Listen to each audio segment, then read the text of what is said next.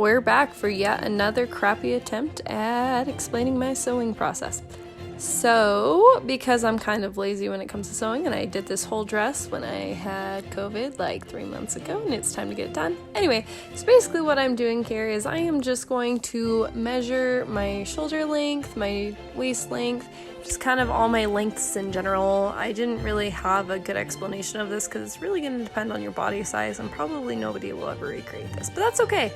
So I'm basically just going from like top of my shoulder, measuring down, drawing it onto the fabric, seeing how far of width and everything I need, and just kind of going with that. I'm just drawing the general shape on the fabric. I didn't have a pattern or anything. I just kind of created it from my head, which I will show you the general shape in just a second here, just to kind of explain the shape that we should be going for with this. And it's not historically accurate at all. I just prepared it to make it the easiest for me that I actually could.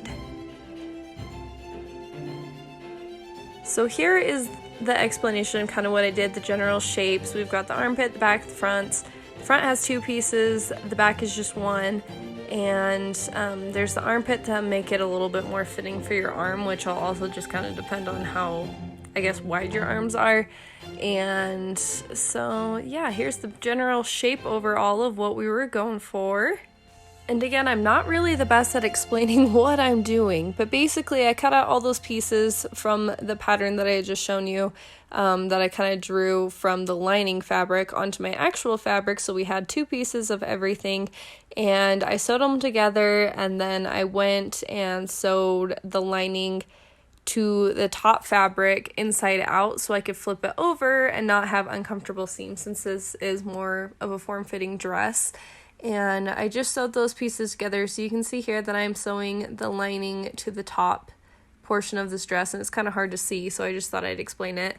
And then afterwards I flipped that dress, the top of the dress, inside out, and I started sewing these little chambers for where I wanted the boning to kind of go in. And that gives more structure to the dress. It also makes it look like it's a little bit more fancy of a gown than it actually is. And so the chambers, I just had to make sure were far enough apart to fit the boning in, but not too far where the boning was going to flip around and kind of like stab me in the side, because I learned that from many other projects that I actually do want a lining with boning, or else it just pokes and I don't want to wear the dress at all. So I'm just going to go through and kind of get all of that in.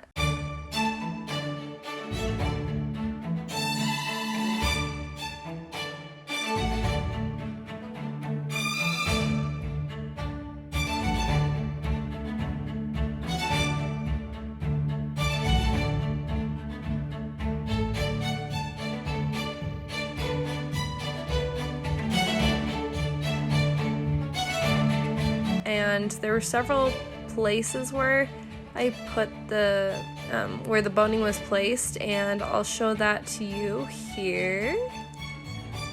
So yeah, as you can kind of see, I just drew with the lines where it was gonna go. There was a few more boning on the front than I think I have in this picture, just because it was a little bit more wide. And you just want to make sure that it's not going to go up too high, that it's going to be poking you in the shoulder or anything. So just kind of go with where the height is, where it falls on you, and kind of just go with that.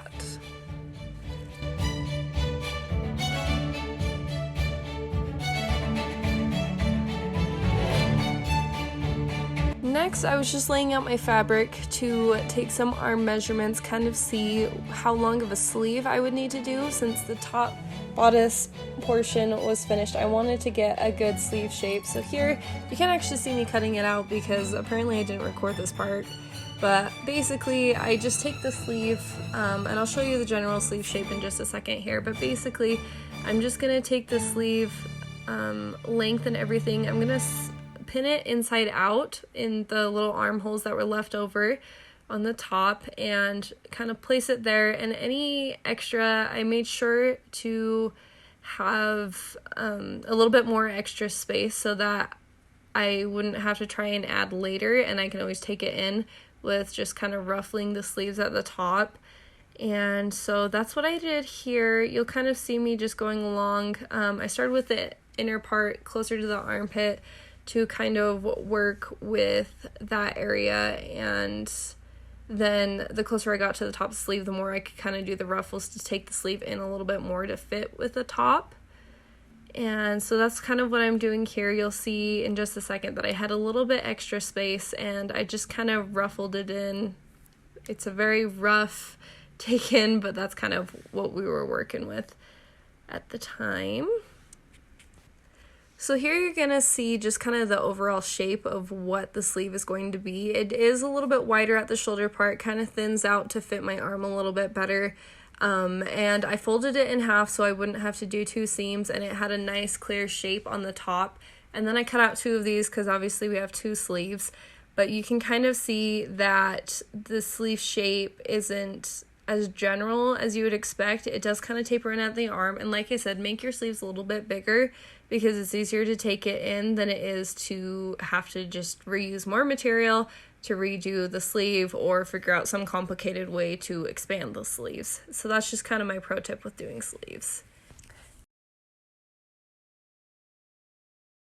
And here you're going to see me going through, and normally with historical dresses of this time period, they would actually just pin their dresses closed. There was an insert part that they could kind of pin it to, and I am scared of getting poked by needles, and I didn't trust myself to be able to do that. So basically, I just went ahead and sewed in a bunch of hook and eyes, I think is what they're called, hook and eyes? I don't know. Anyway, basically, they're just the little enclosures that they don't really snap in place, they just kind of hook in place, which I guess is why they're called hook and eyes. But this was actually a really long process. I ended up doing 12 total, I think, because I really wanted to make sure it was going to hold. And I don't know if it really made a difference to having that many or if it was more of a problem, because half the time I can't get them all to stay closed at the same time. I can get like 70% of them to close, but not all of them. But anyway, so it's kind of a long process, but it did work for me. I don't have to worry about poking myself, which is great. And when I added in the trim later in the video, you'll kind of see that it gave the fake idea of the pinning part. But here you can basically just see in the green where I put those hook and eyes. If this were to be like a sort of outline pattern thing of where I put them all, just so that they're going to close when this is all sewn together. Okay, and I didn't do the best at recording this once again, but I'm just going to kind of go through and measure out the length of the skirt I need and how much space I'm going to need. You do want to count in that you're going to have the big waist poofy things. I don't know the technical term for them. If I can find it, I'll put it in. But basically, the hipnators where it makes it nice and long, and so I did account for a lot of extra fabric for that. And here I'm just going to kind of go through, measure out what I need lengthwise.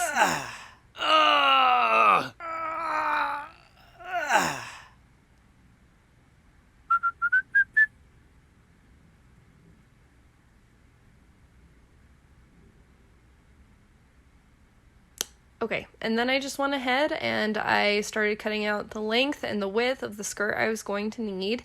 And I did kind of base it off of where the hems were, since this is a bed sheet, it was already hemmed, and I didn't want to, have to worry about doing more because that's extra work. And so I did keep one side able so that I wouldn't have to hem quite as much. But I'm just kind of going through and cutting out how much fabric I'm going to need. And here you can kind of see I'm just going to go through. I'm going to take the top part where the waist is going to be and just sew a straight line. And this is so that I can kind of take it in, do a little bit of, not like a ruffle effect, but where I just take it in a little bit so it'll kind of poof out at the bottom a little bit more. And I'm just going to go ahead and pull that top string to kind of do that effect and just make it a little bit more taken in at the waist. And I'm just doing this by hand. It's really easy. And then I'm going to go ahead and just kind of see how it looks on the mannequin. The trimming makes everything just look a lot more nicer. So I took this yellow floral matching fabric, and I'm just going to start adding in where I want the trim to go. And it, like I said, it just makes things look a lot nicer. And also the dresses of the time had some trim. A lot of it was just matching with the fabric, but I am not sticking completely historically accurate. I just kind of wanted to make it a fun dress that was inspired by this time period. And also with dresses in this time period, a lot of them were super extravagant, extremely extra, and so that's just kind of what I was playing on with the idea here. So you're going to see me just go ahead and attach the trim pieces on both sides of the skirt. I'm sewing it inside out, or I guess right sides together, so that when it lays flat, it's going to have a nice pretty place where it connects.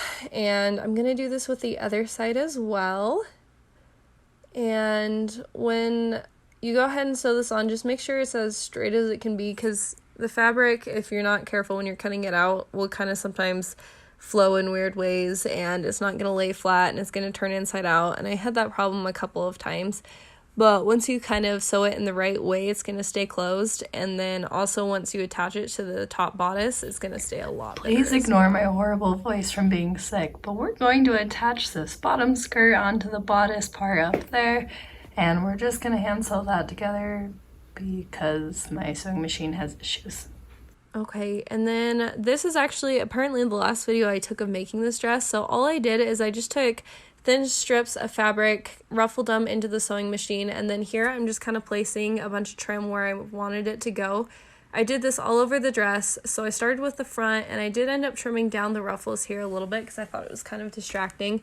But I also went along the neckline, and I went around certain parts of the sides of the dresses. I did add some ruffle sleeves. I didn't have lace. Dresses at the time did use lace. I didn't have any, so I just kind of stuck with the fabric that I had, just adding a few extra little touches. At this point, the dress was looking relatively okay, but I did go ahead and just sew on all these ruffle pieces. I did add the long strip in the back of the dress that you'll see in a couple clips, but yeah. I just went ahead and added a bunch of trim to kind of finish up the dress and make it look nice.